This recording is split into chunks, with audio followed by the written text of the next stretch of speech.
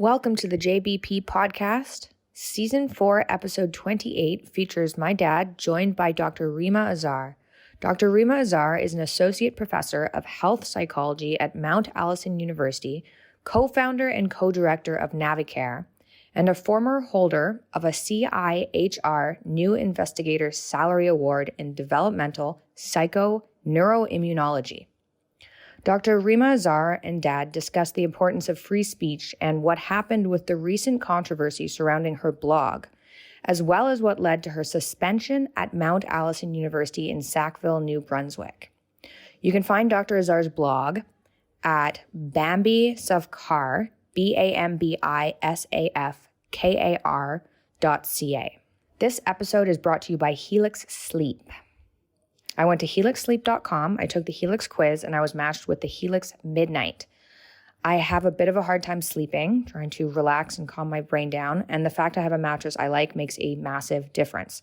If you're looking for a mattress, you take the quiz, you order the mattress that you're matched to, and the mattress comes right to your door, shipped for free. For those of you who haven't tried Helix Sleep's mattresses yet, they have soft, medium, firm mattresses great for cooling you down if you sleep hot, and a Helix Plus mattress for plus-size sleepers. The quiz matches your body type and sleep preferences so you can figure out the perfect mattress for you. You can also have an option where they make half of the mattress a different way so that your significant other can have a different type of mattress on their side if they like it differently. Just go to helixsleep.com/Jordan, take their 2-minute sleep quiz. They'll match you to a customized mattress. They have a 10-year warranty and you get to try it out for 100 nights risk-free. They'll even pick it up for you if you don't love it. This is a great deal. Helix is offering up to $200 off all mattress orders and 2 free pillows for our listeners at helixsleep.com/Jordan. That's helixsleep.com/Jordan for up to $200 off and 2 free pillows.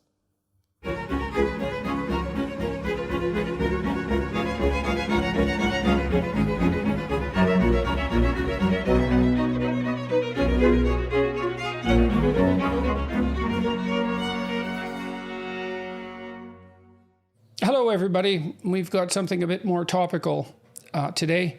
I'm going to be speaking with Dr. Rima Azar, who's Associate Professor of Health Psychology at Mount Allison University, co-founder and co-director of Navicare/Swans Navi, and a former holder of a Canadian Institute of Health Research New Investigator Salary Award in Developmental Psychoneuroimmunology. She's co-scientific lead in the 3-part leadership of the New Brunswick Strategy for Patient-Oriented Research Network, a provincial network including 120 stakeholders under the leadership of 2 researchers, 2 clinicians, and 2 policymakers. She's a former Canadian Institutes of Health Research Advisory Board member for the Institute of Human Development, Child and Youth Health at the Canadian Institutes of Health Research. Mount Allison University, where Dr. Azar teaches, is a Canadian primarily undergraduate liberal arts university located in Sackville, New Brunswick. It's been ranked the top undergrad university in Canada 21 times in the past 29 years by Maclean's magazine, a record unmatched by any other Canadian university. In February of 2021, Dr. Azar ran into some trouble at her university because of views she expressed on her blog while commenting on news articles in the media. So this is part of my ongoing discussions about, or everyone's ongoing discussions about, the state of today's universities. Thanks very much for joining me today, Dr. Azar. Thank you for having me. It's unbelievable that I'm on your show. Well, it's too bad it has to be under these circumstances. Yes, indeed. So how long have you been at Mount Allison? Since 2008, so about 13 years. And what's it been like? What department are you in and what has it been like for you? Psychology. It has been amazing since day one, working with my colleagues, the students, my colleagues across the campus, the community, my good relationships with everyone, the administration, the students, the union. I've never had any problem at all until February. So you like Mount Allison, you like the community, you're happy to be there? Absolutely. And what undergraduate courses do you teach? I teach courses at all levels, so intro to psychology. So first year, we have sections and I teach 206 students. health psychology, the second year. I teach a course called perinatal health psychology, third year, and a seminar in my area, psychoneuroimmunology or advanced health psychology. And you've enjoyed your teaching as well as your research? Oh, yes, absolutely. And what kind of research do you do? I do research. Well, my lab is called the Psychobiology of Stress and Health Lab. And my research is, I'm interested in stress, in coping, in resilience. Now currently in relation to families of children who have complex care needs. I work with colleagues at UNB St. John. It's just amazing what we can do while being at Mount Allison University. So working in the community here, working across New Brunswick, across Canada, etc. And where did you do your undergraduate and graduate work? Undergraduate at the University of Montreal. I did something called psychoeducation, which is developmental psychology. It's a more clinically oriented program where we can practice. I did a master's in it, so I have that clinical background, but I do research, so health, stress research, clinical research. And I did my PhD in developmental psychoneuroendocrinology, again, University of Montreal. I moved to Toronto and I did my postdoctoral fellowship at the University of Toronto, University Health Network, yes. Are you originally from Montreal? Originally from Montreal, but originally from Beirut, Lebanon. So I've lived 15 years in Montreal. I arrived when I was 17. So I did. And you were in Lebanon before then? Yes, and I did my CEGEP college that exists in Quebec. I did a year of college and the university. So you moved to Canada with your parents, or did you come out? Yes, at first with my parents, but then they moved back. So I chose to stay. And I always joke saying I represent the Azar family in Canada. It's so my parents are very attached to Canada. They are Canadians, but they live in Beirut, and I live here. Okay. So you immigrated to Canada and you lived in Montreal. You went to school in Montreal, and then you ended up in New Brunswick, and you've been teaching there, you said, since 2008. So it's been 13 years. Yes. So, and what happened? You have a blog. Tell us about that. Yes, I'm going to tell the story of how it happened, not like, of course, what is going on internally, but what is in the media that I can speak to. But if you allow me first, I want to say that it all started with the blog, but then there have been an invitation for complaints about the blog. And I want to clearly and firmly say and state that I deny those allegations that are circulating in the media against me. So that's clear. I'm someone who strongly believes in respect and human relationships. And I think if we have that respect toward others, self first, but toward others, it's the best antidote to racism, discrimination, mistreatment of others. So I'm against discriminating against anyone. Including myself, of course, but against anyone. So that for me, I want to get it out clearly, please. So tell us about the blog. When did you start writing your blog? In July 2019. And why did you start to do that? I mean, you have your research career, you're an undergraduate, or you're a teacher as well. You're working in the community, you have a full life. What compelled you to start a blog? I love to write. And I think it's a reflex that I have from war. So I used to write my diary in Arabic and in French, and I have them with me. They came with me in a box and went across 3 provinces. So I love to write. So in July 2019, I didn't have the chance maybe to say what I wanted to say on a platform. So I decided to have my own blog and just write for the pleasure of writing. I write about Lebanon. Maybe half of the time I write about Canada, Quebec, here. I just write and express views in relation to what is happening in Canada and in the world. And I think I'm seeing something very worrisome, and maybe that's part of why maybe I'm writing, because I'm seeing that we are in times where we can't talk about things. Well, look what's happening in my story. Like people are afraid They may think things when they are at home privately, but they may not express them publicly, or maybe because of, political correctness or whatever. I'm not that type of person. Like what I write, or Bambi, the name of the person writing, is actually the meaning of my first name, Rima. It means a little deer in Arabic, and Bambi is that deer. So Bambi's afkar are Bambi's thoughts. So I what I write is actually whom I am, what my own thoughts, privately and on that blog. I sometimes write maybe personal things about birthdays of loved ones or whatever. It's a blog, right? So that's it. And what kind of audience does your blog have? Well, at first I thought it had maybe 10 people. Maybe first myself, I was writing for myself, but I thought family members. And then when that story happened, for once I searched. I usually don't have the time to do that, and I thought it was like really getting 2,000 on one day, and then I don't know, another day I checked 500, something like that. I thought, oh my goodness, like I was really thinking. I'm writing, amusing during the pandemic my in-laws or my parents sometimes with some issues, or writing about the Beirut explosion. I interviewed friends about what they are going through with the financial crisis, things like that. Right. So it had expanded beyond the small number of people that you had assumed were reading it. Absolutely. And what were you, okay, so tell me about your thoughts about people's inability to speak. What have you been thinking or experiencing prior to this explosion of interest in your particular case? What had you been sensing? And was that the culture at large? Was that at Mount Ellison? What had you been experiencing that was worrisome to you?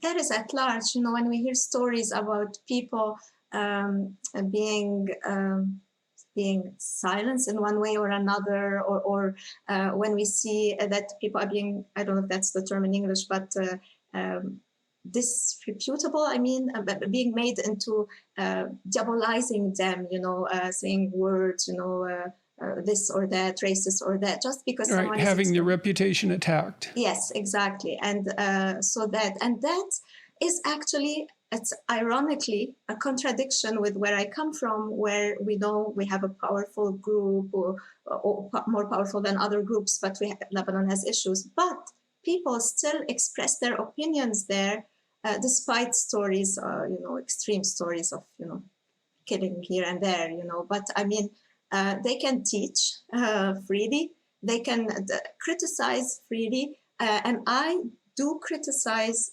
things there. And I have never imagined in my whole life that my problems would be from Canada and not like coming from where I come from, if you see what I mean. So what did you write about that caused trouble? And for how long? Tell us all about that. It's very hard to know precisely, but some of the things, it's public information. I'm not saying anything that went in emails or in social media from the university, or went in the media. Actually, if you read the stories of being accused of being racist, of being, all these terms like encouraging sexual violence. So what, those were the accusations against you? They were accusations of racism. They were accusations that you were promoting sexual violence? Yes. What else? What else were you accused of? It seems odd to be promoting sexual violence, but I can explain why. Perhaps people, maybe younger people, think in black and white and don't see the nuances. And I can understand that when we are young, sometimes it's like that. But I think I try to bring some perspective by comparing, places worse than Canada. Canada has issues, of course, like all the countries, but Canada is not as bad as we think. Had it been that bad, I would have not immigrated here. My family I would have not chosen to stay. So maybe I may have said in war times, or under certain radical groups, you may have rape culture or rape. And by no means I meant to be saying minimizing the experience of people going through horrible things like rape and that sexual. So that's absolutely not the case. But I think it's all about the blog, in all honesty. All what we hear in the media is not the main thing, is the blog. It's disturbing. And exactly what happened to you. So you were living what I would presume was a pretty comfortable and happy life, as you've described, being a teacher and a researcher. You spun off this blog on the side, and then what happened? One day you were notified by the university. Tell us exactly the story. I can tell you, but I want to say, yes, I'm extremely happy, even in the pandemic, even despite the Beirut explosion and everything, like finding my ways of, living, coping. Where New Brunswick is amazing, all Canada, but we're also lucky to be in the semi-rural areas where even the pandemic did not hit us as hard as Toronto or bigger places in Montreal. So in that sense, I was all okay until that February 22nd, where I can tell you that story because it's my story, that's my part. So, and it's in the media actually. I was having symptoms of actually like COVID-19. I wasn't sure, and I was very, very, very sick. I usually run fast and jump and go on the stairs, and I couldn't take the stairs. I would stop. Couldn't breathe. And so on that day, the Monday where it happened, I went for testing, was finally negative, but I came back, did my work day. And then at the end of the day, I was lying on the couch thinking that I was resting. I got a phone call from a kind former student telling me, Dr. Azar, you need to know what is happening. And I thought, are you okay? What is happening? I was worried. And he said, no, I'm fine. You are in trouble, in big trouble. So the story started in the social media. I'm not on social media myself. So for me, I chose that blog because it's what suits my personality, what I, writing and having enough space to write. And so anyways, I enjoy reading social media and I do, but I'm not on it. So I read quickly and I thought, okay, it was there. And this was on Twitter? This was all happening on Twitter? On Twitter. Or where was it? On Twitter? I don't know if it was happening on elsewhere as a Facebook, I guess, but I saw the Twitter myself. And then an email got out of the university publicly. So not on Twitter, on Facebook, or the public channels of the university saying, it's public. So I'm not saying what is not public. Trigger warning, that blog, we dissociate ourselves from it. And encouraging complaints. Okay, so what were people saying on Twitter, and who was it that was saying it, and how many of them were there? Do you know? A lot, and like it was a big thing on social media. And there has been also at one point, a threat of violence on social media and things like that. So it was then, I don't want to forget that part, when there were 3 student organizations asked for my removal from my position at my university, and also affiliations elsewhere, like University of New Brunswick, Université de Moncton as well. So it got really okay, big. So I want to zero in on this. So there's some students primarily on social media, on Twitter primarily, and they're complaining about your blog. Yes. And they're students who are part of student organizations. And then the student organizations themselves, 3 of them, are contacting the people that you're working for or with, suggesting that you're not the sort of person they should be associating with and asking for your removal. Exactly. Now, you said there were lots of students doing this. And I'd like to get an estimate of something like a number. So does a lot mean 500 or does it mean 5? So in between, maybe. I don't know precisely the answer. But well, the reason I'm asking is because one of the things I'm curious about is just how many people have to complain before complaints are taken with some degree of seriousness. Now, I've dealt with ethics boards, for example, at my own university, and they have a policy that every complaint should be investigated thoroughly. And I'm not very fond of that policy particularly because there are a lot of people who cause a fair bit of trouble for absolutely no reason. And it seems to me that complaints need to pass something approximating a reasonable threshold before they're dealt with, let's say, seriously. And so, you know, it's striking when you're talking about this that you don't know how many people actually came after you, because they came after you on social media. And it's certainly not in the hundreds. It's unlikely to be, and correct me if I'm wrong, it's unlikely to be in the dozens. Is it 10? Is it 15? And were they students who were actually in your classes, or were they just people who read your blog? And what were they objecting to in your blog exactly? What did you say that was in principle, or do you even know what it is that they're upset about? What I've read is that you made some claim that Canada wasn't systemically racist, that wasn't the right way of looking at the country.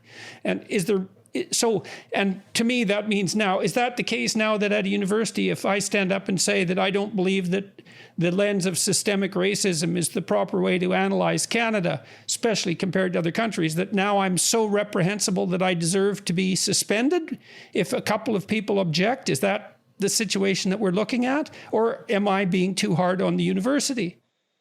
Well, I think it's hard to answer that question. So I know. The numbers that I know of now, I know them because of what happened and how many people. But before, I didn't know anything. I personally found it amazing that my university, my employer that I love and respect, did not call me to tell me what was happening. That I learned it in that. Did your union?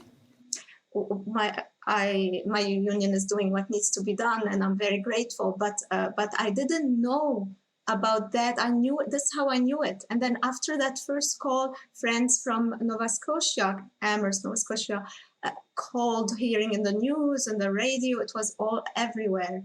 I have to admit, I may be wrong, but there may have been a flavor for that during that month. So like it was like my story was sort of a scapegoat for something that is much bigger than a deer, a simple deer, a silly deer. Sometimes we're not allowed to write serious things or silly things or be wrong or change our mind. So what precisely, I don't know, but I personally am allergic to identity politics given my background. So I may have written things about that or about, it's hard to tell. But you're still not sure. You're still not sure what it is that, okay, so you're not sure exactly who you offended or how many of them there are, and you're not exactly sure why you offended them. And you're so unsure that what you say is that as far as you're concerned, you can't safely write down what you think, despite the fact that you have your opinions, given where you came from, given the fact that you've immigrated here, that you can take a look at Canada from the perspective of an insider and an outsider. You're not sure what your crime is. No, but now because it's in the media, I can talk to that.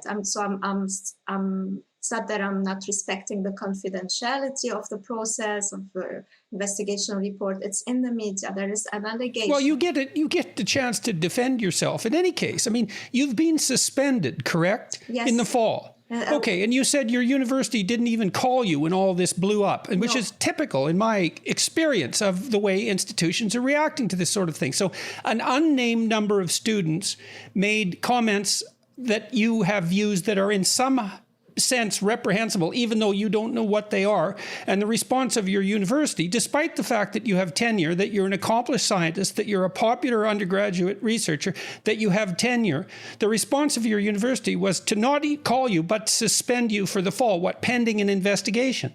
An investigation into what exactly? Have they told you what you did wrong? Of course, I saw those complaints,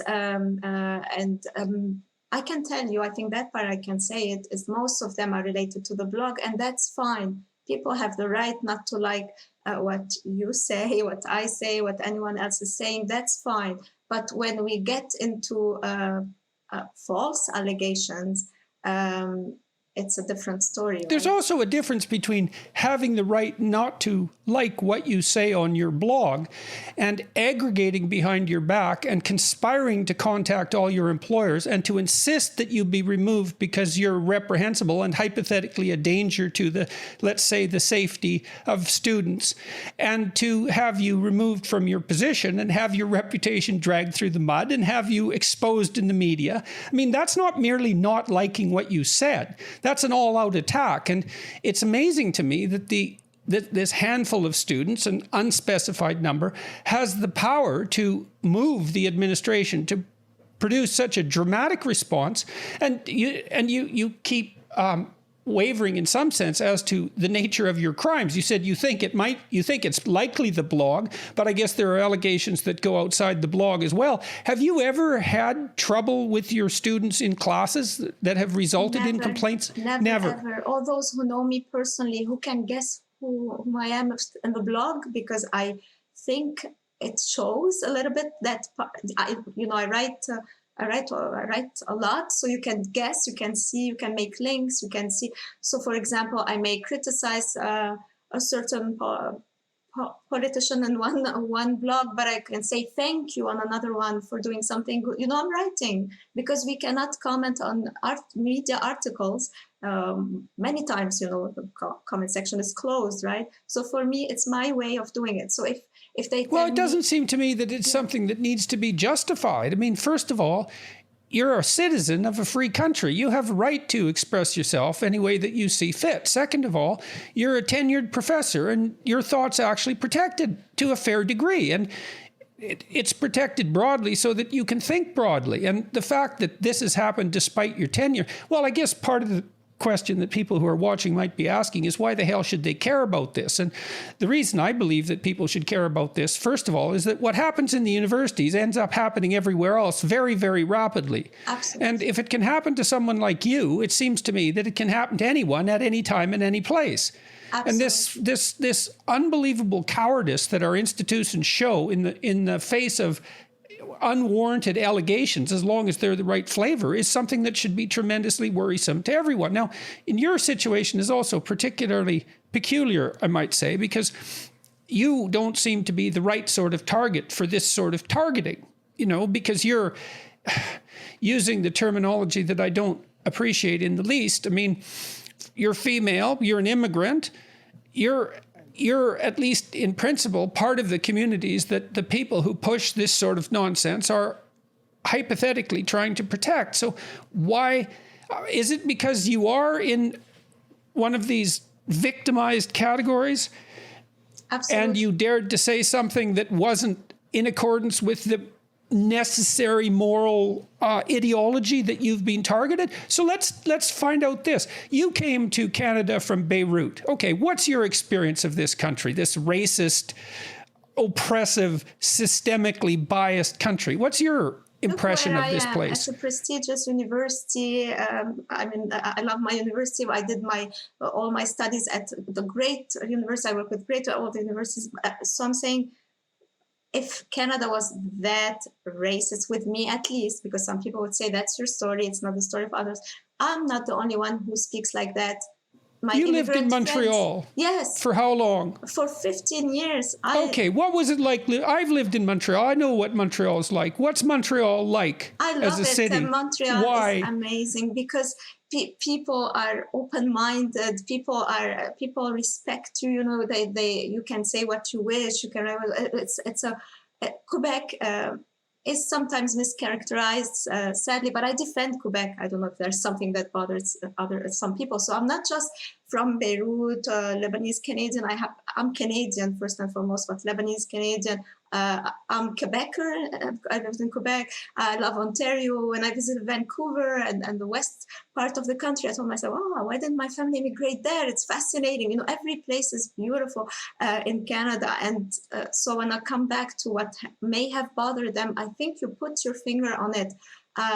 Maybe they wanted, if you read the about of the Bambi's blog, you see that deer does not want to fit in any group and put in a box. So I'm supposed to be racialized, be a poor me.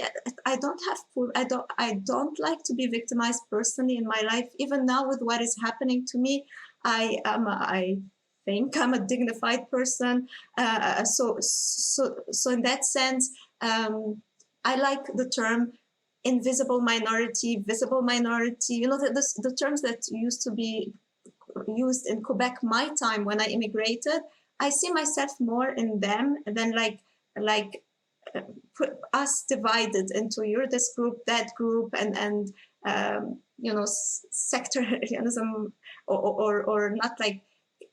Right. So you're supposed to be, first of all, you're female. So hypothetically, you're oppressed because you're female, even though the evidence for suppression of females in academia is very, very, it's actually, females dominate over males in terms of numerical proportion in most disciplines. It's not the case in the STEM fields, but everywhere else it's the case, not only especially in terms of graduates produced. It might not be the case at the highest levels of distinction in the academic hierarchy, although that's changing pretty rapidly. So you should actually fit into at least two oppressed categories, female and immigrant, right? And so the rule here is that if you're in both of those categories, victimized by the intersection between those two categories, that there's a particular political view you better have or else. And or else in your case is or else you get suspended because a few people complain. It's what the hell's going on with the administration? I don't understand what they're doing. I really don't understand. I can't understand why they didn't have the courtesy. Actually, I can understand why they didn't have the courtesy to call you, because the sad truth is that as soon as a few people complain, everyone who isn't directly involved runs scared and looks for someone to sacrifice. Yes, I can. How can I say it? When I reply to the women part, my own sister is a journalist and defends women's rights in Beirut, and that women have a long journey, right, for equality, and yet my sister does not use terms like toward men, and that I don't know how to say it, but in a constructive way she does what she does, and Bambi may have had a post actually on that. So that's one thing. The second thing is, you're right, there is scapegoating maybe, but there is fear. People are afraid, and I understand. Well, the way to deal with fear isn't to offer someone up as a sacrificial victim and then to run hiding into the closet.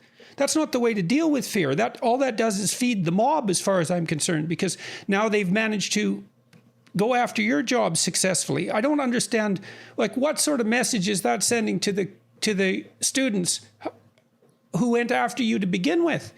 What the message is, well, if you organize yourself into a little mob and bully like mad, then you can make major administrations kowtow to your political will, despite the fact that it massively disrupts someone innocent's life. Absolutely. Well, that's a hell of a message for an educational institution. Absolutely. And it's not just my life, my family, my small family, my larger family in Lebanon. It's like people are traumatized by that story. And there is a silent majority of students or not non-students. Yeah, like 97%. Yes, who are like you, thinking, what is that? And like me, but me, I'm calm. I take things calmly, and I think, try to how to solve things and strategically, and what to do, what not to do. So, but I see around me how much people are affected, and I am, of course, affected. But I mean, I'm trying to fight from this. Who was it exactly that sent you the note signifying your suspension? Well, it's not a secret. It's two administrators, but the two particular persons, but for me it doesn't, at that stage, it's all public. So all what I'm saying is not that I'm saying something that I'm not supposed to be saying. It's all public, and those names. Well, it also isn't clear what you're supposed to be saying and what you aren't supposed to be saying. I mean, you have every right to let people know what's going on. In fact, I think in some sense you have an obligation to let Absolutely. People know what's going on, right? And because look, this isn't right. This isn't appropriate, especially given that you're protected by tenure. It's not appropriate anyways, but it's particularly not appropriate because you're hypothetically protected by tenure. And so on what grounds were you suspended? I still don't understand what you did. Where's the evidence that you did something so reprehensible that a suspension was the appropriate response? Why didn't they say, at minimum, well, you can continue your teaching and we'll take a look at this, but given your stellar record and your loyal service for the last 13 years, continue what you're doing and, we'll take a look at this, but we're on your side given your past behavior. Is there anything that's lurking back there that makes you nervous about your performance? No, but let me tell you something. What happened at Mount Allison University and is happening elsewhere, but particularly here, is a symptom of what is happening in our country or maybe beyond, actually. So I take it like that. It's a symptom that we do have a serious problem, as you said, like tenured professors not being able to express ideas, debate ideas, challenge students with ideas. We do have a big problem. Well, not only ideas, what you claim is not only what was is commonplace among the vast majority of people in Canada, but was completely uncontroversial 5 years ago. It's not like you're pushing forward some radical ideas. Constant Contact is a digital marketing platform that helps small businesses and nonprofits of all sizes build, grow, and succeed.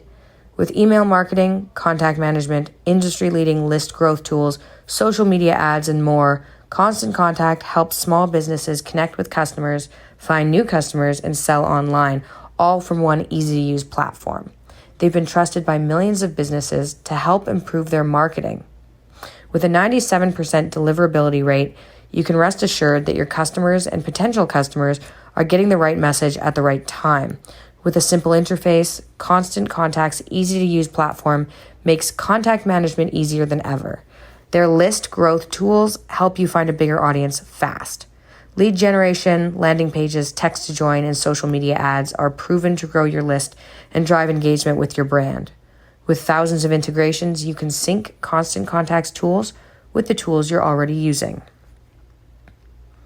To question the idea that Canada is systemically racist, let's take a look at that a little bit. So when you moved to Montreal, you're an outsider, you're an immigrant. What's your experience there? What did you make friends right away? Were you shunned? Were you prejudiced against in any particular way? What happened to you in Montreal? It was an amazing experience. Of course, sometimes you may meet someone who may say a word that may sound like being racist. So I say, so what? Like it's racist have the right to exist in a society, so-called racists like myself, have the right to exist in a community or in a society. So what I'm trying to say is that it is normal in a society to have people who are truly racist or radicals but the problem is when radicals start imposing their views instead of accepting that not everyone thinks the same. Like I consider myself as a classical liberal. Historically, I thought center left, but I don't like to put words. So center left, some people would say, why are you talking to Dr. Peterson? Most of the people I know would be jealous of me to be talking to you in all honesty. But some people would say, why are you talking, being perceived as being too, right, left, things. I don't care about sides. I'm going to tell you something about me and identity politics. When I moved to Montreal, it's full of people of the same background as me. So if you take a cab driver, chances are the cab driver will be either of Haitian origins or Lebanese origins. So sometimes when I open my mouth in French, they can guess my accent or we realize we're both same background, start chatting. They ask me, where are you from? And I can see that religious symbol in the car. It's actually, I share that same religion, but I would answer from Beirut. I am from Beirut because it's general. They will say, where exactly in Beirut? I know where they want to come to. And it's not because they are mean, because it's curious, it's built in them. They want to know which religion. And me, I say, oh, the green light, near the green line, you know what I mean, like between East and West Beirut. So for me, my religion is personal. My whatever part of identity, it's no one's business. So it's like, it's identities are complex, right? We have multiple, I don't know, you know what I mean. But So that is how I've always approached things. And now that I'm seeing that if we denounce these things in our society, we are being called racist, we are being called radicals. Like, it doesn't make any sense to my sense. So your experience when you went to Montreal was a positive one, and you enjoyed living in the city, and then you went off, you did well in CEGEP, in the upper echelons of high school, and then you went off to the University of Montreal, and you were successful there. Did you encounter anything that you regarded as systemic racism while you were in Montreal? No, not in Montreal, not in Toronto, not in New Brunswick, personally. Of course, we know the history of Canada and pockets of residual things that, unfair and unjust. But, I think systemic racism, or whatever we want to call it, or diversity or things, we have to be careful not to be saying slogans and empty slogans. For me, diversity, I live it.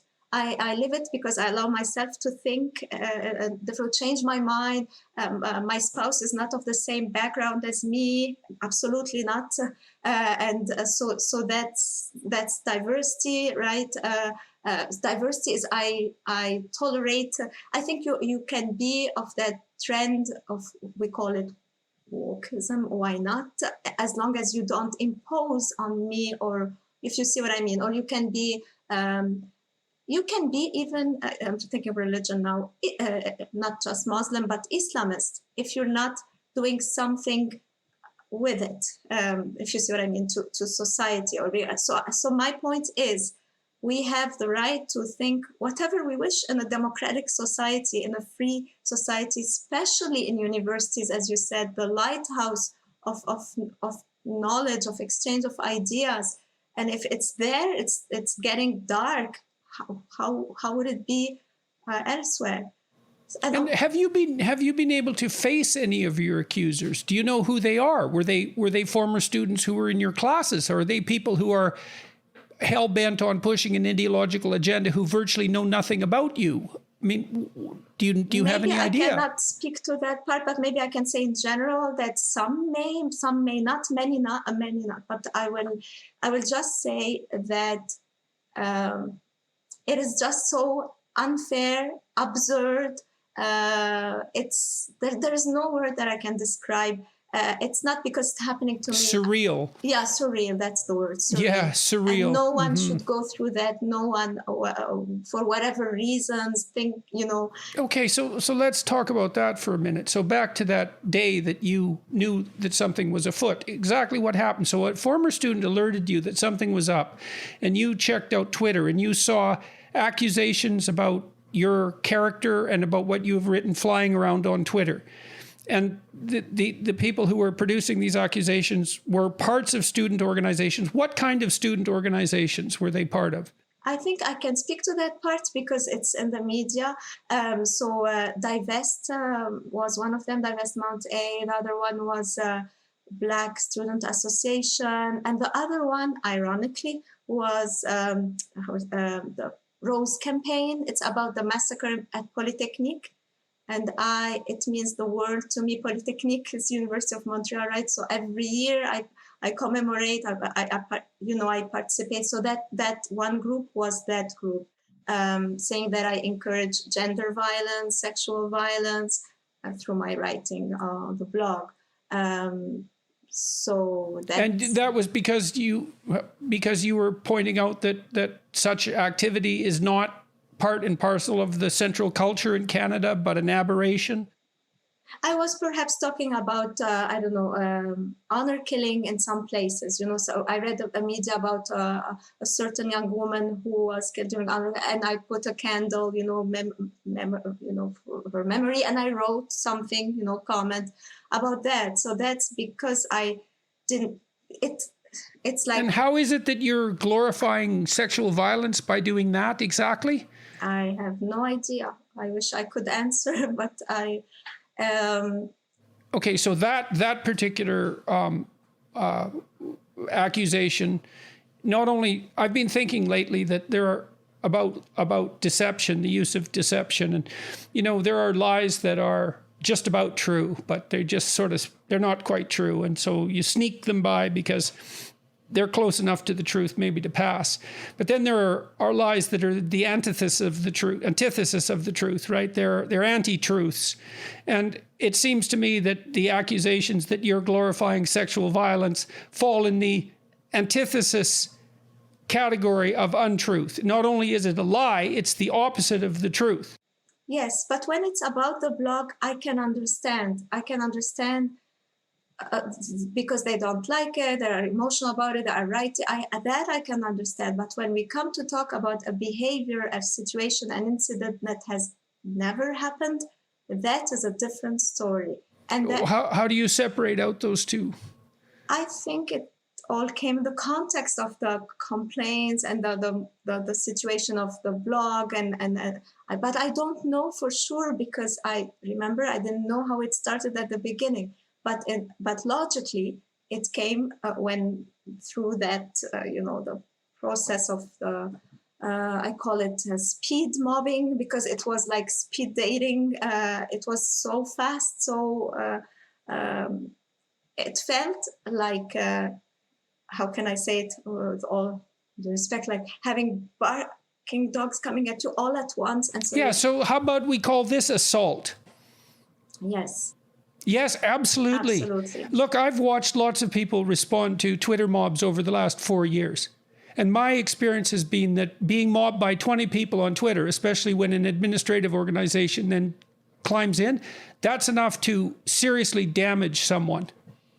Absolutely. And most people climb back and apologize as fast as they possibly can. And it's no wonder, because it's very unnerving and destabilizing. Yes. And so you're someone who is obviously deeply opposed to such things as sexual exploitation, clearly, and assault and the use of arbitrary violence. And nonetheless, you're targeted by precisely that kind of behavior. And then it's encouraged in every possible way, as far as I can tell, by the administration, who immediately fold in the most cowardly of possible ways. And so it's outrageous. And I can't understand why there isn't more noise about it. You're the wrong target, clearly. Yeah. Thank you. I can't speak for the motivation, but I can speak of not standing up for me. What I saw the whole Canada stood up for me, like the people writing amazing comments on the GoFundMe campaign, people donating, people I'm overwhelmed by that. I see people standing up. Right. And I'm still into the thanking, and I want to thank them if they are listening, because I didn't have the time to complete or my personalized thank you note to each one. So 10,000 people support you and 20 people complain, and yet the university suspends you. So what the hell's up with that exactly? How come there's no proportionality of response? If the overwhelming body of the population is supportive of who you are, let's say, and what you've done, which is nothing that deserves the kind of treatment that you've been through, why isn't the university as sensitive to the public opinion supporting you as they are sensitive to the hypothetical public opinion damning you? How do you understand that? Well, you said this was surreal, and I want to delve more into that.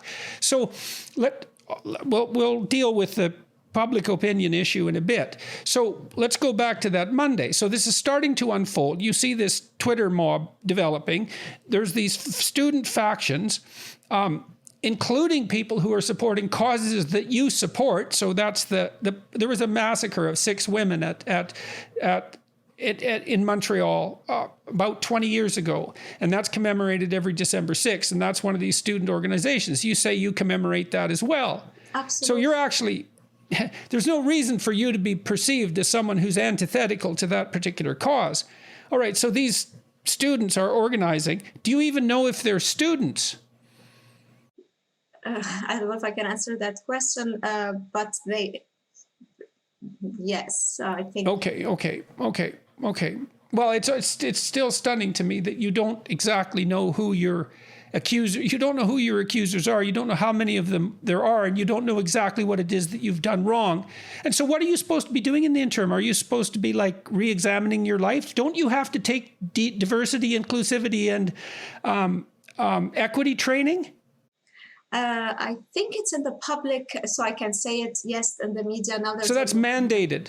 It was written, so that's, I'm not talking about something that is internal. I'm respecting all what I should be respecting, confidentiality of the process, but it's in the media. So I can say, yes, that is something that went to the student in an email and the staff. Okay, so despite the fact that you haven't been, let's say, convicted of any wrongdoing, you're required to take diversity, inclusivity, and equity training. And that's despite your background, let's say. So what exactly, first of all, are you going to do that? And second of all, what exactly are you supposed to learn by doing that? And what behavior do you think it is that, or attitudes are you supposed to mend and alter? I'm going to tell you a story from my past when I was 14, and you can guess if I'm going to take it. When I was 14, I think, yes, I was the delegate of the class in Beirut, and a group of armed men, heavily armed, Kalashnikov, inshallah, came and said we should go, as students, to applaud to a certain politician, and I'm not naming, it doesn't matter, and I forgot whom. So I stood up and I said, no, we are students, our place is here, not to go for political ideology, we're not going. And they insisted. Actually, they took all the students of all the schools around. And a friend of mine that I recently met in Beirut told me, you know what, Rima, do you know why you did not go? I said, she reminded me of the story. I went to hide in the washroom. I did not go with them. So they were heavily armed, and I did not go with them. I think I'm a reasonable, flexible person. Had that been at the beginning, I would have perhaps considered going and listening, okay, or perhaps. But after all this, does it make any sense? That's all I'm gonna say. It's like, I know that let's not just talk about my story, because it's the symptom. It's happening across. It's like, and it's insulting to people who do not need to be taking such things and just impose. Yeah, and you might say that. I mean, you're a highly educated person. It's not easy to attain a faculty position. It's actually quite difficult, and only a minority of people manage it. You have to be smart, and you have to be curious, and you have to be at least a decent teacher, and you have to be a good researcher. You have to be able to work with people, your co-authors, your peers. You have to be efficient. It's a hard job. And it's also a job that requires, and you also have a clinical background, so you're actually technically socially skilled and highly trained. And then the question is, just exactly who the hell would be teaching the diversity, inclusivity, and equity course? So that'd be someone, in all likelihood, with a master's in social work, who's going to lecture you on your ethical duty to others, and assume that you are in a position that requires exactly that kind of education, despite the fact of your advanced training. And that speaks to the motivation behind this sort of thing as well, especially when it's forced. And because by forcing that on you and having you accept that, that's essentially an admission of your guilt and the necessity that you've come to realize for yourself that you need to be retrained by someone who holds those particular political opinions and that level of training.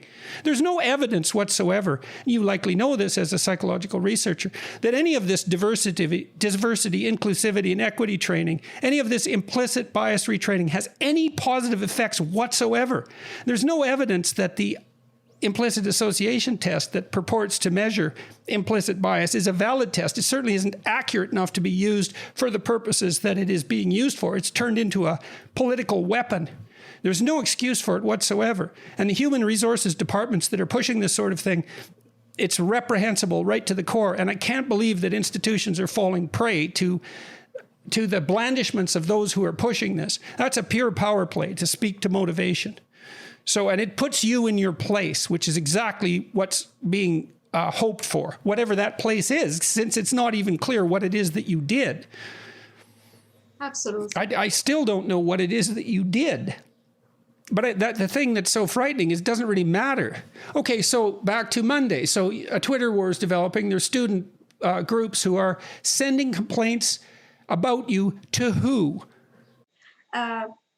Supposedly to the university, there's the anti-racism policy. It's in the email. I'm not saying something that I'm not supposed to be saying. It's anti-racism response policy. Okay, so there's an administrative branch at the university set up to deal with anti-racism, let's say. So it's a political branch, it's a politicized branch, and their job is to do exactly to you what they did do to you. And so those were the people who were complained to. What about your department? You mentioned political branch. It's a policy. It's an internal policy, like harassment policy and policy. Yeah. And there's an administrative bureaucracy that's associated with it. And this is an expression of their ability to fulfill their mandate, let's say, given that they're searching for things to do.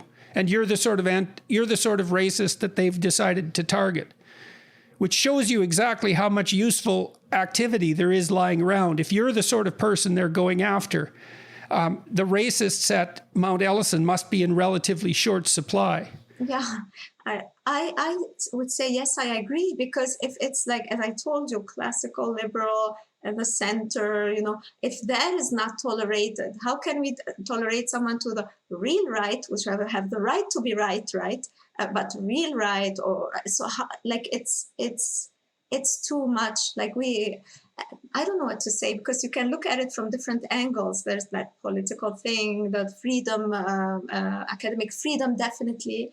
But also free expression in the world, because societies look up to universities as a for that. So if professors cannot or talk, cannot communicate and debate, I didn't see any student from my university writing on the blog.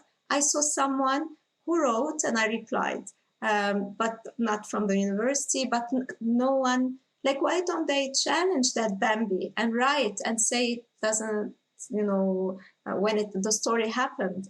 It didn't happen. It could have been a platform for debate, for exchanging ideas. If you buy the line that people aggregate themselves into groups based on power and pursue their own selfish interest within that group, there's no space for free debate between individuals. That's not part and parcel of the entire doctrine.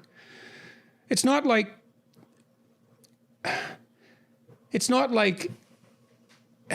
there's no free speech within the confines of doctrines like that. The notion doesn't exist because there's no sovereign individuals. There's no exchange of rational information. There's no place for debate. So the whole issue of free speech is moot. There's just power. And the expression of power between different groups. And there is fear, because when you silence or try to silence someone or isolate someone, people around are afraid. Yeah, well, I can't help but think that those who claim that social institutions are predicated on the arbitrary expression of power are precisely those who predicate their social behavior on the principle of power. And they misread everyone else. And I don't think there's any evidence at all that well-socialized people who are functioning productively and cooperatively in society are basing their social interactions on the arbitrary expression of power. That isn't my experience with people.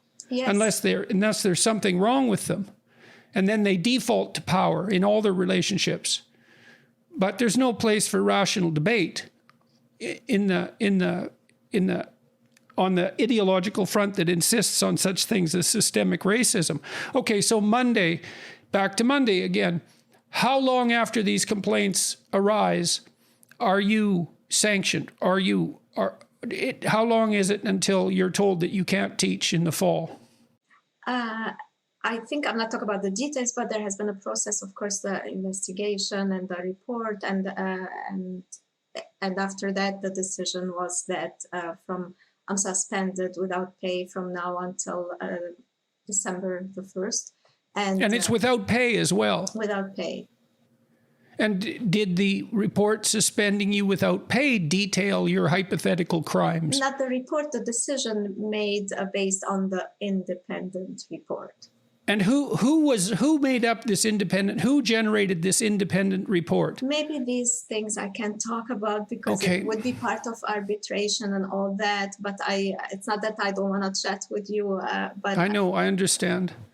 But it's funny that the privacy of the people that are doing this to you is protected and your privacy isn't. I actually don't think that's funny at all. And I suspect they're doing just fine with their continual salary payments and their lack of suspension over the next few months. So it seems like a pretty one-sided power play to me. You can't say anything. No, I You're can't, suspended, but they go and to yet the they're media. protected.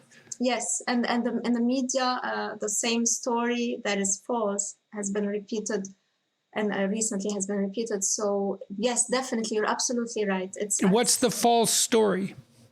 The false story, I think, because it's in the media, I can talk about it. The false story is that you may be just in that topic, that the student is saying that I did not want to use the pronouns of the student, and that I said the student is brainwashed.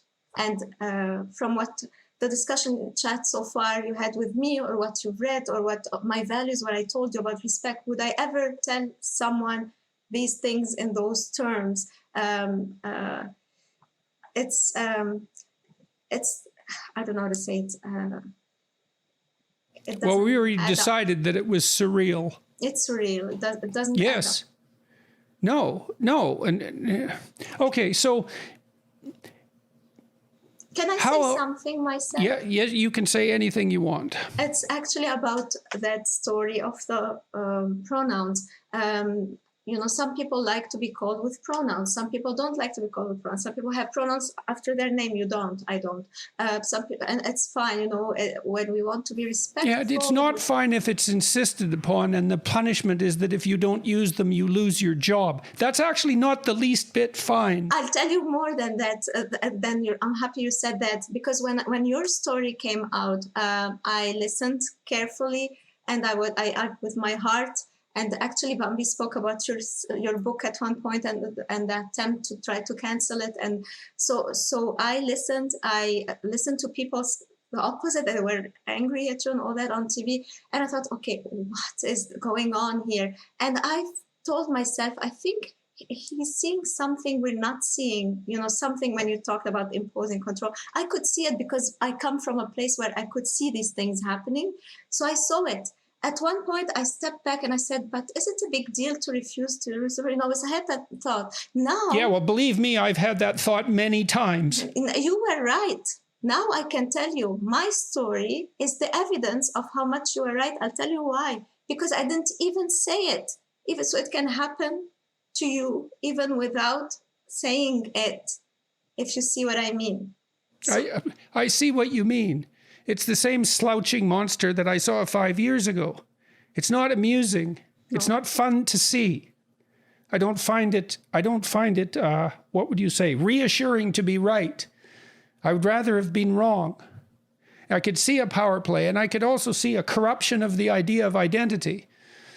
It's not that identity isn't merely what you feel you are at any given point. And identity is something you negotiate with others. You have to negotiate it with others because they have to know what the rules are. And if you can change the rules and make them arbitrary at any point, then how can anyone play with you? And maybe if you're setting up a game that no one can play, you're doing that because you're the one that has the problem with power. Just maybe. And so maybe that's a club that can be then used on people if you're of the nature that wants to use a club. It's like, why the hell are these people after you? You don't seem particularly harmful to me, as far as I can tell. Thank you. Your research is devoted towards helping people. You're an educator who's obviously, what would you say, motivated by the desire to teach young people and to bring them forward, not to exercise your arbitrary power over them. And yet you're targeted by this. So what's this done to you and to your family? It's what breaks my heart the most is my family in Beirut. That's what breaks my heart the most. But of course, my spouse as well, and all the friends and everyone. But my parents, they are in their 80s. They went through the Beirut explosion. They survived it. There's the financial crisis. There are implications, a lot of implications to many people, and people who are just sad to see this happen. It is sad. It's sad. Yeah, it's sad. It is sad. And why sad? Why do you say sad exactly? And the people that are responding to this, what's sad about it? I mean, you guys had your share of trouble in Lebanon. Because we are at that stage in Canada, it breaks my heart maybe the most to think that, like, I tell you the effect. One friend, childhood friend, when she read the news about it, and because it's all everywhere, it was in Spanish written somewhere, I don't know. She called me. They were thinking of immigrating to Canada, and she said, "I'm scared now. Maybe I should wait a little bit. Maybe Lebanon's situation will get better." She said that, and I was like, I said, "It's a period of time, history, past, I don't." But I said, it's true that it is. It's unimaginable. Like in Lebanon, we look up to the Canada, to the Western world, if you want, or by extension, like we people value democracy. People get killed sometimes when it's extreme because of their thoughts. But when people can say whatever they wish on Facebook, social media, I don't know how to say it, but I criticize one powerful group, but not only everyone, but that powerful group so many times. And yet I did not get that treatment from that powerful group there. And so what are your plans now? Your life has been thrown up in the air. I mean, and you must have been going through your teaching career with a fine-tooth comb trying to figure out, if you did. I mean, what's really horrible if something like this happens to you, if you're a decent person, is that you torture yourself to death about what your guilt might be. Yeah, but as I said, like my people around me are losing sleep. I'm not yet. I don't know what's gonna happen, but not yet. Because you know what? I think when we know ourselves, we know the truth. It like no matter what you're gonna be reading about you, this is not you. Like you are you, Dr. Peterson. I know you from Rima here, but you talk to me. It's not what people would say. Nasty things. Sometimes you went through difficult times. Some people would say he deserves that. Like I get out of my mind when I see someone saying that to anyone, but particularly to you for all what you did and went through and all that. So it's just sad. Again, I'm saying we got to that stage in Canada where we don't want to listen. Like, why can't I say, what is the meaning of, let's say, systemic racism? Because you mentioned it. What does it mean? As scientists, we define, we measure, we chat about concept, we write reviews like concept analysis, we talk to stakeholders, literature, all that. So why can't we say, okay, what are we talking about here? Is it coming from? Where is it imposed on us from? I think I have some hypothesis, but it's not my expertise, but I just know that it's. Why can't we say it? Like, is it a dogma? Is it an idea? What is it? Why can't we? Well, I think it's a claim. The fundamental claim is quite straightforward. I think the claim is that people who hold positions of authority, first of all, there aren't positions of authority. There are positions of arbitrary power. And though the people who hold those, so all hierarchical societies are based on positioning of arbitrary power. And that power serves that hierarchy and the people within it. It exploits those at the bottom of the hierarchy. It exploits those on the outside of the hierarchy. If you hold one of those arbitrary positions of power, then you got it through ill-gotten means. And that's the fundamental claim of systemic racism, or that's what's underlying it. It's not the fundamental claim of systemic racism exactly. It's more like the fundamental claim of the ideology that generates slogans like systemic racism. Mm-hmm. And it's part of the assault on the idea of merit. And so I was writing about that today. I mean, the things that you can tell me what you think about. Let's look at hiring practices at Canadian universities, for example. Okay, so my sense has been this. I've sat on many, many hiring committees. The first is that they're extremely merit-based. So the first thing that the typical committee does is they rank order candidates, and there's like 100 candidates for every position that's awarded. So there's plenty of people to choose from. They look at publications, quality of publications, because as a professor, one of the things you're supposed to do is generate publications. So if you're a graduate student and you generated many high quality publications, that's a good predictor that you're going to do the same thing in the future. They look at teaching ability. That'd be secondary at most places, especially if they're research-oriented. Be more primary at a teaching-oriented university. So teaching ratings from students, so the stakeholders have a say in that. That's a powerful say. And then also evidence of interpersonal ability. So you look at letters of reference and so on, documenting the candidate's ability to be a good colleague and to get along with people and not to be a troublesome thorn in the side, let's say, for arbitrary reasons. And so those are perfectly reasonable hiring criteria. They have nothing to do with the maintenance of the power of any particular group. And then there's even more than that, because once the candidate pool has been winnowed out, the probability that a university hiring committee is going to give preferential treatment to someone who's qualified within that pool, but who's, let's say, a member of a group that's been historically disadvantaged, to use all this bloody terminology. The probability that that person is going to get more than a fair shake is very, very high. And that's been the case for at least 30 years. And it isn't clear to me that that's always been for the best, but nonetheless, that's the situation. So to think about those institutions, Canadian universities, American universities too, for that matter, as somehow being predicated on arbitrary power it's not a lie. It's an anti-truth. It's exactly the opposite of the real situation. And, you might say, you look at Canada, I know one of your crimes was suggesting that among countries, rather than among the hypothetical utopian visions of ideologically addled students, Canada does pretty damn well by historical standards and by current world comparative standards. And you might say, well, there's still detrimental behaviors that are embedded within the culture. But in the case of university hiring committees, it isn't obvious to me how they could possibly be more fair than they are. They strive so hard to be fair that they bend over backwards, at least to some degree, in the opposite direction.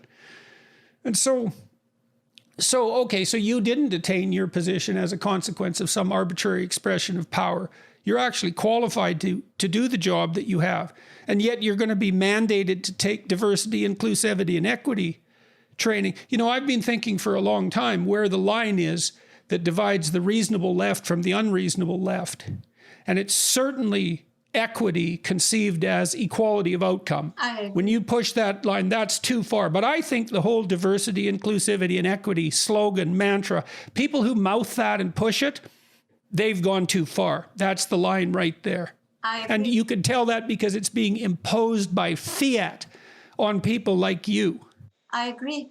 It breaks my heart that the left has been the beautiful left that I know, hijacked type of thing, but that movement that is radical, insane, surrealistic, I don't know, but I don't think it's just the left. I think it's spreading. But I mean, that left that I would think, the rights of workers, the rights of, immigrants, I'm thinking that whatever movement is using, that's my personal opinion, and maybe that would get shot at for saying it, but well, you've already been shot at, so now you can say what you want. Yes, so I think that it's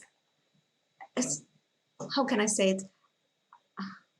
It's not because someone is of my same background, precise place where I came from, religion, whatever, that person would represent me better than someone else who is more competent, as you said, who makes more sense. Right. Well, that's an insane part of this doctrine to begin with. The idea that these arbitrary groupings, your gender, your sex, your race, means that you have something more profound in common, for example, than with people who share more differentiated elements of your character, your ambition, your values, more importantly. Yes, and I'll tell you, in Lebanon, they have quotas based on religion. I get obsessed with religion.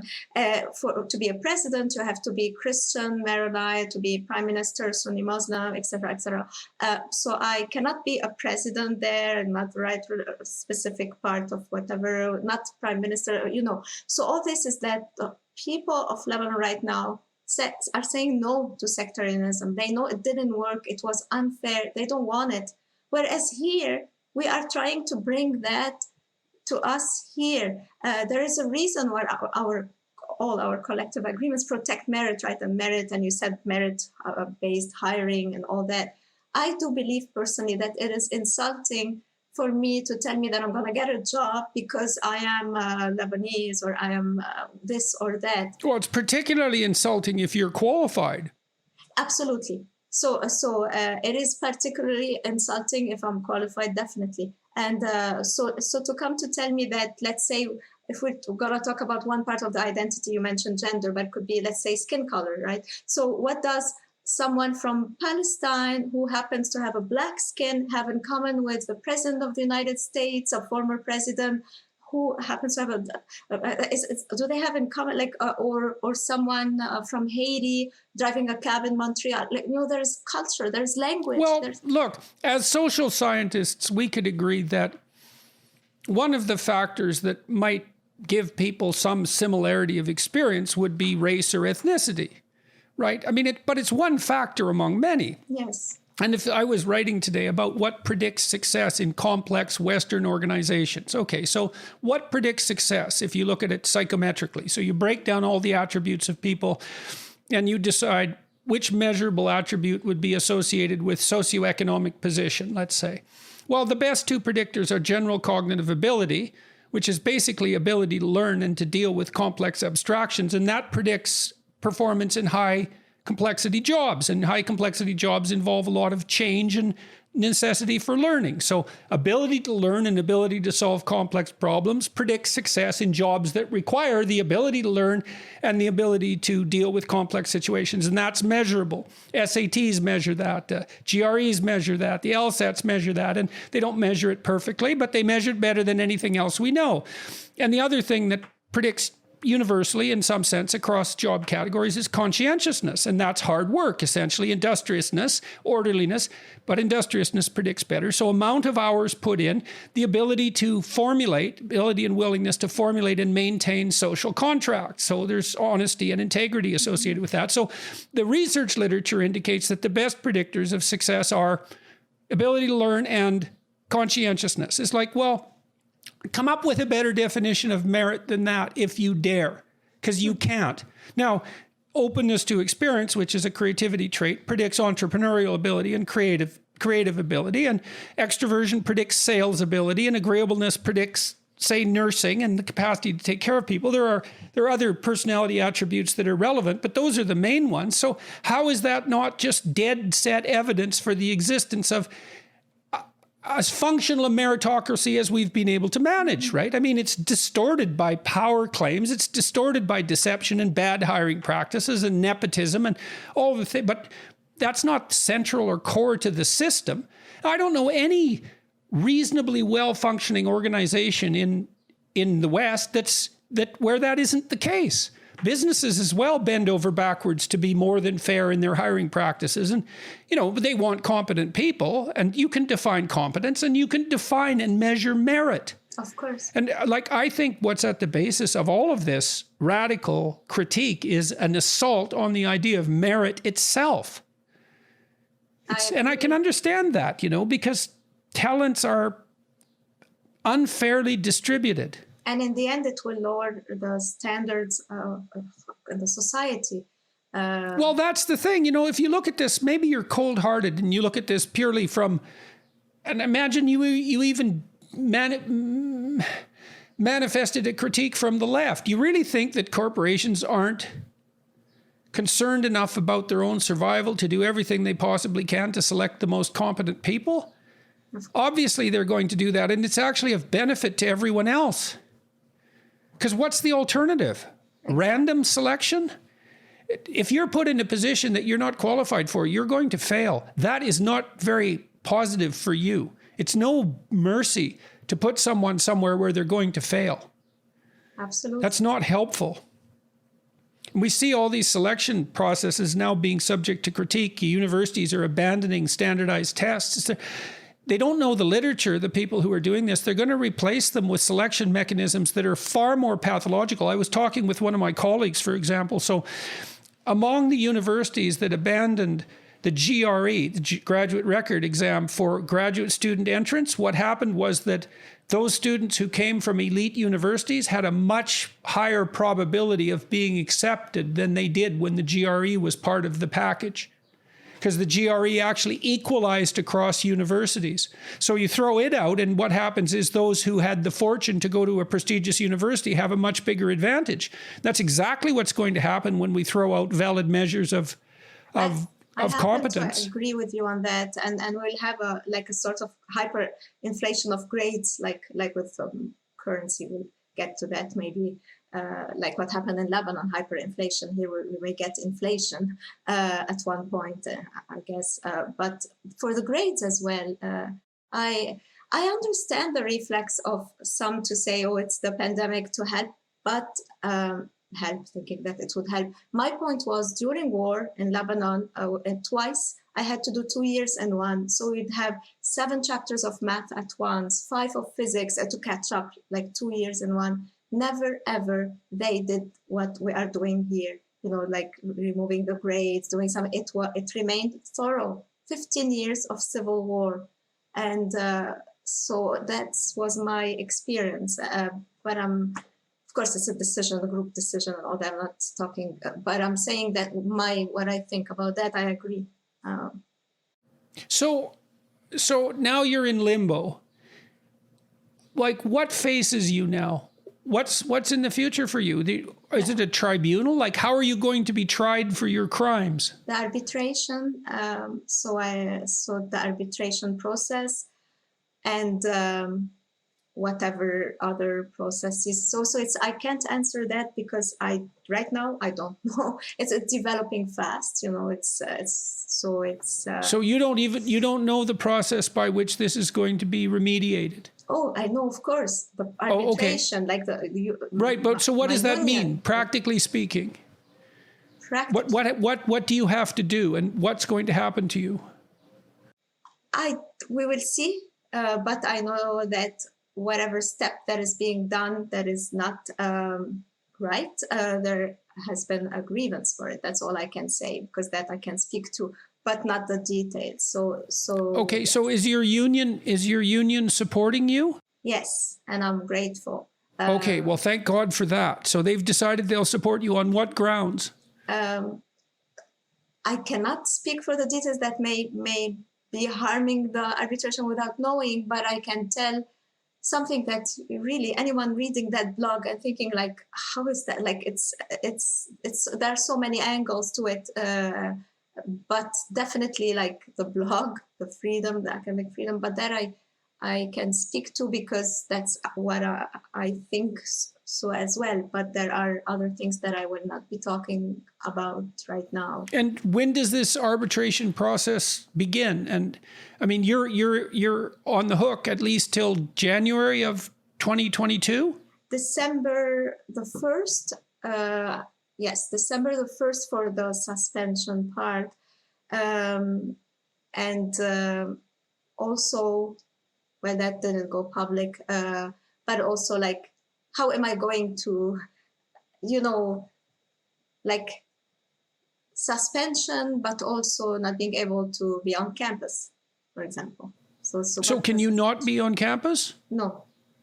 Maybe that part I would have, it's not secret, but I'm sharing something. Oh, so are you forbidden to go on the campus? Well, it's part of the things that you're suspended from being paid, so you're not on campus, yes. Okay, what happens if you go on campus? Do you know? Well, we had municipal elections lately, and I joked to myself saying, what if had it been on campus, what do I do? It's a legal problem, I guess, or whatever problem it is. But so what are the grounds for not allowing you to be on the campus? I guess I'm toxic, maybe, or maybe that part of it's because you present a danger, unsafety. Right. So that makes sense. So now you're an unsafe person, and so you can't go on the campus because of the threat that you might pose to students. Yes. How are your colleagues responding to this? Well, again, I can't speak for them, but I can speak in general. I can say in these situations when they happen, some people will come forward, some people will be afraid. I understand that people are afraid. I totally understand, because we're different, right? We react differently. We may come forward to support me or do something, but some people will not, because they have family, children. Yeah, well, not job. coming forward is not going to protect them. If this can happen to you, like the lesson here, there's only two lessons here. Either you're a bad person and you got exactly what you deserved, or this can happen to anyone, and so look the hell out. I totally agree. And I tend to stand up for people. No, I stand up for people in real life, but also on the blog. I write when something isn't right. Like, for example, I'm thinking quickly of a situation. Maybe Dr. Mathieu Bocoté in Montreal, whenever he has stories like being cancelled or trying to attempt cancel, or maybe Dr. Gatsad, again from Montreal. I know your friends. I said bravo to the Jewish public library. Because they and even the Prime Minister of Quebec, I may have a post saying bravo. The University of Laval as well, saying that academic freedom must be protected, like liberté académique, is protected. So that's, a recommitment to it, if you see what I mean. Yeah, well, look, the bulk of the abstract intellectual work in our society goes on at universities. So that's where the cutting edge is. It's not the only place. It happens in many places, but it's one of the main places. It's certainly the main place where training for that is still instituted. Apprenticeship for that is still instituted. And so if that comes under assault, if that's in danger, then what's to protect the same thing in the rest of the culture? If it goes where it's paramount, if it's threatened where it's paramount, it's going to be threatened everywhere. And that's why people should pay attention to what's happening to you, and should put as much pressure as they possibly can on the administration at Mount Ellison to reverse their insane decision and to have some courage instead of kowtowing to a tiny minority of students who don't even represent the communities they purport to represent. My guess is if we took those, and it'd be easy enough to find out, but no one will do it. If we surveyed these student organizations, presented them with your story and surveyed them, I suspect that the vast majority of students within those organizations themselves would be appalled at what's been done to you. Yes. So there's a handful of students who say they represent a tiny proportion of students, but who actually don't, who complain bitterly in the background and use deception to bring administrative force to bear on someone like you. And somehow that's okay. And despite the fact that thousands of people express their support for you, the university won't change its mind. And for what? To indicate their commitment to what? To this insane ideology that purports to be anti-racist. You can see how fair it is in your case. Yes. We're matching an actual injustice against a bunch of hypothetical injustices. Yes, and my take on it was at the beginning that they chose whatever path. But now I am like the target because of all this. If you see what I mean, you're a target, not just a target. You've also been hit. You're not just a target. Exactly. You've been successfully hit. Exactly. Like my career, like when you are a researcher, when you are a faculty member, but doing your research, your services across the province and the country, your reputation, even if you want to go find another job somewhere else, your reputation is all what you have, right? Your reputation is done. Yes. Look, the other thing is you're on hiring committees. I've sat on hiring committees. So here's another rule about hiring committees. And so, given that there's a preponderance of candidates and that there's a preponderance of qualified candidates, any and all candidates who show any sign whatsoever of scandal are immediately removed from the pack. Because the hiring committees won't tolerate the risk. So as soon as you've been brushed with scandal, and then here's another question for you, because I've had to think this through, and I'm still not exactly sure what to make of it. I could go back to the University of Toronto. What about my graduate students? What bloody chance do they have on the job market? No. It doesn't matter about their publication rates. So let's say they come out with a stellar publication, but they're associated with me. It's like, are they going to find a job? Well, the answer to that is Perhaps not. And so what am I supposed to do with that as a moral person? Am I supposed to not go back to the university because merely being associated with me is enough to increase the probability that my qualified students won't be acceptable to any hiring committee? These shots are unbelievably effective, even if you can manage them. And it's not obvious that you can manage them. I mean, you're still going through this. You have months to go without gainful employment, and the doubts creep in when you're accused of this sort of thing, because anybody with any sense pays attention to accusations, right? If you're psychopathic to the core, you don't care what other people think. But if you're a reasonable person, you're modifying your behavior all the time as a consequence of the effect you have on others. Mm-hmm. So, well, I'm reprehensible enough, so an institution that I admired deeply has... me too. Yeah. And the whole Canada, right? But I want to say something. Some people believe what they read, and they do not, question or apply or say, let's listen to the other side. Let's see what happens. Some even, friends would call my spouse and say, what? Well, even if it has been said, it's too much. But my spouse would say, she has not said it. Like, so they thought, because it's written in such a way that is so. Yeah, well, you know what they say, where there's smoke, there's fire. Exactly. But let's assume, like, some people are saying, even if, like, the how can I say, the punishment or the discipline or is beyond is surrealistic, disproportionate, yes, and severe, which it certainly is. Yes. So what do you do now? What are you doing? I mean, how have you been structuring your life in the aftermath of this? I've never imagined that we can be working as hard as that without having being suspended without pay. Like I'm very busy, working, doing what I need to do, replying to emails, thanking people, strategizing, doing things, working basically on that. So like all that time, I'm not putting it on my research. I'm not putting it on future courses if I'm still here or on.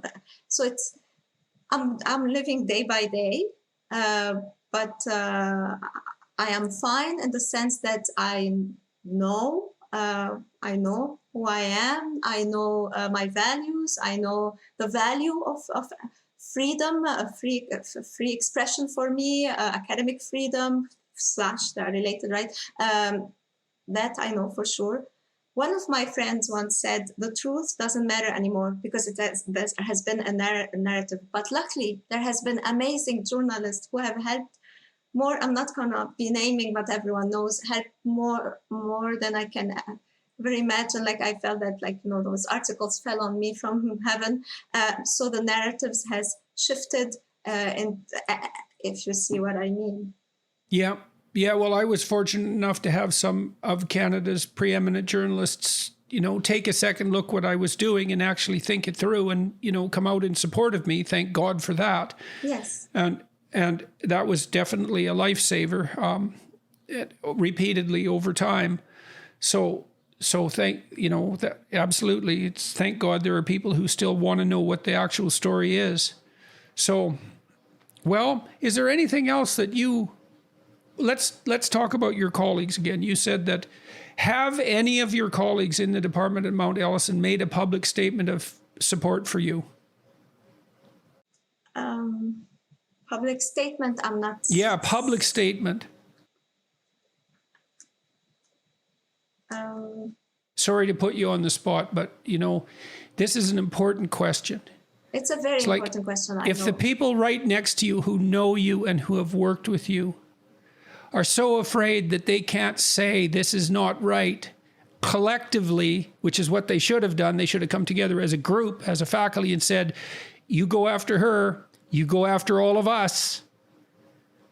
Yes. But that isn't what's happening. And so this divide and conquer strategy works just fine because you can single someone out of the crowd and go after them and everyone else shies away. Very good question. But I think part of it, they must be shocked right now. Part of it is how, I'm not talking about the university and my story, universities, these investigations are private, confidential, so like no one Yeah. knows. And me, without things being confidential, I tend to be discreet. I do not talk or bad talk about people. My colleagues know very well. It's not my style. I focus on my task. I do what I need to do. My family, they know I don't like blah blah blah. Like, I tend to be more aggressive directly when I have to. If I have to, like now, that fight. But not when I don't. I'm like, how can I say it? So I don't do that passive aggressive and talking and all that. Yes, I got kindness indirectly, but without it being said, and throughout like the work that we are doing, that work and all this. But they didn't know what I was going through, probably, or maybe they knew, or I don't know. There's fear, definitely, not at my institution. There's fear in the province. Fear in Canada. Well, fear is justified as far as I'm concerned, but you better bloody well be sure you're afraid of the right thing. And, it's one thing to be afraid of making a public statement, say, in support of you, and to be afraid of the consequences of that. Although if every single one of your faculty colleagues did that, the university would buckle instantly and apologize to you. So, but so they're afraid of doing that, and they're afraid of each of them individually is afraid of spearheading that. But why aren't they more afraid of ending up where you ended up? Well, the logic is, well, she was incautious. She wrote her blog. She said things that a sensible person shouldn't say. So that means that now they're doomed to only say those things that a sensible person would say under such conditions, which is to say absolutely nothing about anything controversial ever again in their entire careers. Exactly. Well, why not be afraid of that instead? Exactly. And it comes down to other situations where, let's say, someone is a victim of sexual harassment or something, where we can blame the victim or saying, oh, the person was wearing something, maybe, you know what I mean? So maybe it's a way of saying she did it to herself because she's... Yeah. You know what I mean? That's the only other alternative. Yes. But definitely, if it happened to me, it may and it could and it would happen to anyone, not just at my institution. It's definitely, and no one should be going through that. Not you, not me, not anyone. No one.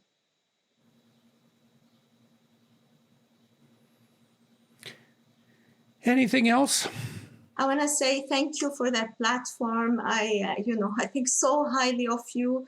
And as I said, some people would say, why did she talk to Dr. Peterson? Maybe she should talk to someone else. I want to thank everyone who went public that I'm reading to say something. I want to thank people that I didn't have the chance to already send my thanks. They know I made a post about that, but thank you to everyone. Merci. Yeah, well, the other thing about who you choose to talk to in situations like this is that you choose to talk to people who will talk to you. Exactly. And then you find out pretty damn quickly who will talk to you and who won't.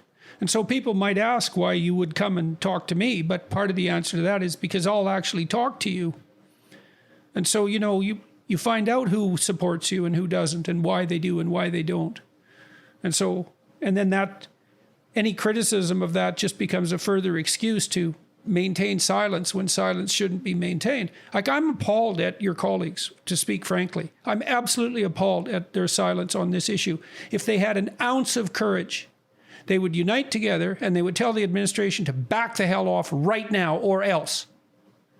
And the fact that they won't do that it's appalling. And if they think that that's not going to come at a cost, then they've got their head buried in the sand in a way that requires a fair bit of intellectual gymnastics to manage, a fair bit of avoidance of the topic, avoidance of thinking it through. It's like, look what happened to Rima. Oh, well, she probably asked for it. She wasn't as cautious. Yeah, that's the conclusion you're going to draw, eh? You think that's not going to have an impact on your own behavior? If they banded together behind you, this would be over right away. The university would buckle. And the people who sanctioned you would be fired, which is exactly what should happen. There's no excuse for what happened to you whatsoever. And I've counseled a lot of people in my clinical practice who've been accused of all sorts of things. And one of the things I've learned is that it's very, very difficult for people to mount their own defense. Especially decent people, because they get accused of something and then they don't attribute to themselves the innocence that our legal system demands, right? Innocent until proven guilty. It's like, well, you try to apply that to yourself. If you're accused, you'll find it's not so easy. You know, and I would say in your case, well, not only are you innocent, but this is an anti-truth campaign. It's not like, well, you sort of did some things wrong and maybe you should be more careful in the future. It's like, no, you had a blog.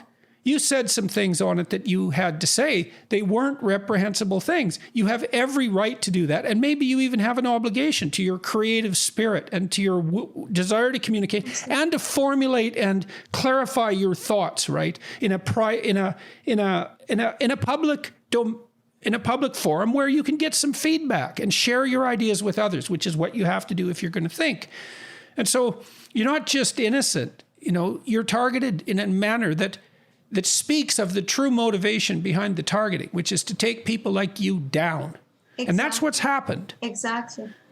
And your colleagues, they should hang their head in shame, and so should the university. It's absolutely appalling that one of Canada's finest undergraduate institutions should be participating in this bloody, awful witch hunt charade. Can I add something? Final thing is, I totally agree with you, but that Bambi or me, Rima, defended people I don't agree with, like on some topics. Like, for example, someone, a great professor of law, and I will name because you can read it if you want, Dr. Amir Attaran, he talks about Quebec in some words that I'm not very fond of, but I defended his right, and I thanked Mr. Trudeau for having said, Quebec bashing, whatever. So that story. But I may like other posts he does, and I read him. If he's listening, if he will ever listen, I do read his Twitter. I read all. I learned that from war. I used to read all the news on all sides, and not saying I read only this, because you become, like it's a brainwash type of thing, if you want, during war, when you're only reading your side and you're not reading the other media, the other side. So that was one way of coping that I did, is learning to read and build, my own thinking. And this is what I do now. I read those whom I don't agree with before reading those I agree with.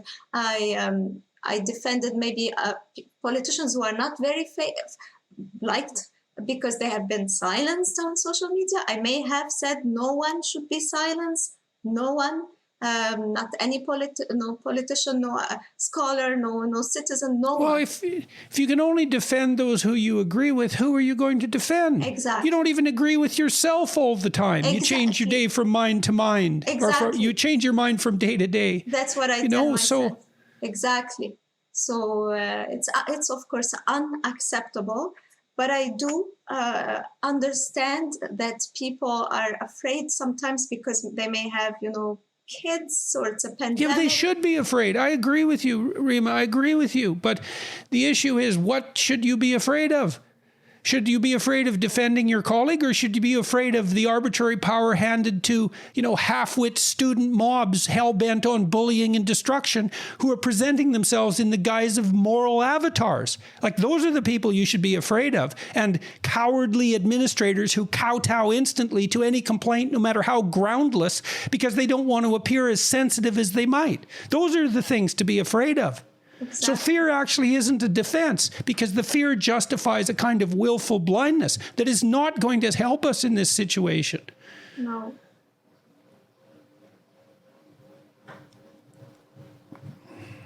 Well, I hope that you find the continuing courage to be outraged on behalf of your innocence. And to go after, and to not merely defend yourself, but to do it in an aggressive manner. Exactly. And to bring the people who've done this to you to something approximating justice. And that might include the students too, because it isn't obvious to me that they deserve to avoid sanction as a consequence of their actions. Everyone. Why in the world should they be allowed to destroy someone's life? No, everyone must, we all must be held accountable for our actions. So those actions have consequences. What they did to me is as we said, surrealistic. Let's leave it there. But I totally agree with you, and all options should be considered in a battle like that, I would say. So if people want to write letters of support for you, Who should they go to? The chairman of your department? Who should they be sent to? I think maybe everyone, maybe the higher administration, maybe the union, copying everyone. I got copies of letters, a lot of letters from day one in February, and right now, even someone, a childhood friend from Lebanon, on her own, she wrote. And how many letters do you think have been written to the university in support of you? Oh, I'm still into the thinking and replying, and a lot. I'm still seeing my emails, but who knows? So is it hundreds? I can't put an accurate number, but a lot, maybe, because some things are being done also without it being letters, right, but right. like trying to push with other organizations or so. So there are things that I'm hearing about, people saying that they are doing them, or from other universities I'm hearing. There is a big movement and that fundraising campaign.